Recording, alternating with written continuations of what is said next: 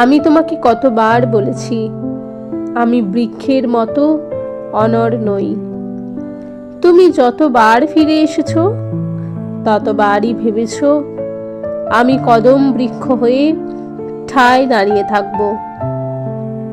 কিন্তু এখন দেখো, আমি গাছের নিচে দাঁড়িয়ে থাকলেও হয়ে গেছি বৃক্ষের অধিক এক কম্পমান সত্তা। বাঁশি বাজিয়ে ফু ধরেছি, আর চতুর্দিক থেকে কেঁদে উঠেছে রাধারা। আমি কি বলেছিলাম ঘর ভেঙে আমার কাছে এসো? আমি কি বলেছিলাম যমুনায় কলস ভাসিয়ে সিক্ত অঙ্গে কদম তলায় মিলিত হও?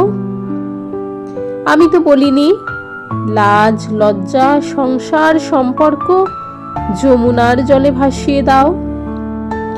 আমি তো নদীর স্বভাব জানি, স্রোত বুঝি, কুল ভাঙা বুঝি। কিন্তু তোমাকে বুঝতে বাঁশিতে দেখো কতগুলো ছিদ্র। সব ছিদ্র থেকেই ফু বেরোয়, আর আমার বুক থেকে রক্ত।